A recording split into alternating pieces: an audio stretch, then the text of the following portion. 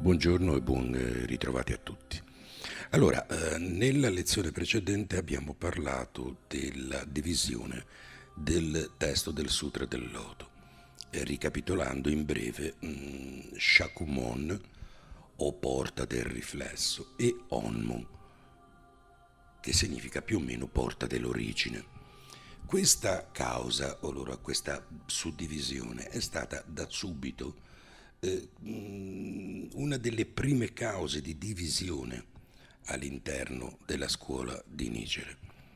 Ma andiamo a vederla più nello specifico. Allora, come dicevamo, una delle cause delle prime divisioni all'interno della scuola Nichiren fu la questione Ichi e Shoretsu. Queste due parole indicano una diversa interpretazione della divisione del Sutra del Loto in due parti, ovvero, come dicevamo, la porta del riflesso e la porta dell'origine.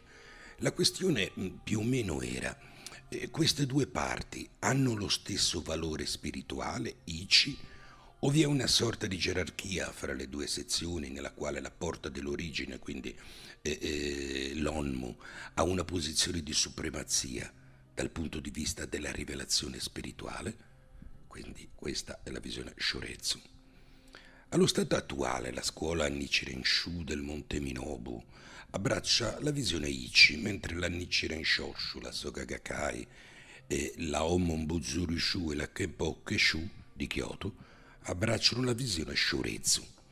Fra queste ultime però la Kenpoke Shu e la Nichiren Shoshu considerano la dottrina di un capitolo e due metà come fondamentale dal punto di vista della rivelazione e della pratica, mentre la Honmon Bozuri Shu considera gli 8 capitoli Honmon Apple il fulcro della dottrina del sutra. In realtà tutte queste visioni, se guardate, se approfondite, sono più o meno in accordo con l'insegnamento di Nichiren Daishonin. Da un esame attento dei suoi scritti possiamo concludere che Shakumon e Honmon sono assolutamente inseparabili e di fondamentale importanza per la comprensione e la pratica del sutra, che l'insegnamento di un capitolo e due metà, ovvero la seconda metà del capitolo 15, tutto il capitolo 16 e la prima metà del capitolo 17 compongono la rivelazione del Sutra del Loto, ed è quindi in essi che si trova il cuore dell'insegnamento esoterico del Sutra. Gli 8 capitoli, che vanno dal 15 al 22, compongono la sezione della cerimonia dell'aria, nel corso della quale complessivamente il Gonzo viene rivelato e trasmesso.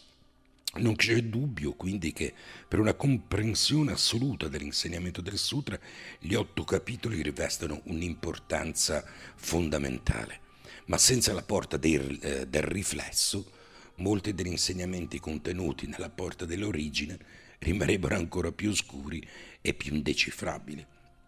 Non solo, il Gran Maestro, fra l'altro, ha affermato che chi crede che si possa fare a meno dello Shakumon, Gran Maestro ovviamente è Nichiren, che chi crede che si possa fare a meno dello Shakumon compie un grave errore e non ha affatto compreso il suo insegnamento. Ma allora, in che modo dobbiamo interpretare le sue parole inerenti alla superiorità della porta dell'origine? Dobbiamo interpretare lo Shakumon e l'Onmu in funzione gerarchica e soprattutto alla luce di quanto espongono e per quale ragione. Quindi in che senso? La porta del riflesso, quindi lo Shakumon, è subordinata alla porta dell'origine, quindi dell'Onmu.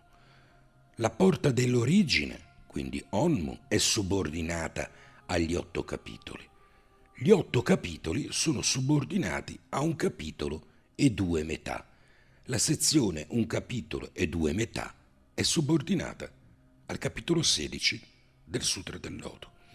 A mio parere, soltanto interpretando in questo modo si riesce a comprendere meglio questa questione. Mi auguro di essere stato abbastanza chiaro e soprattutto utile.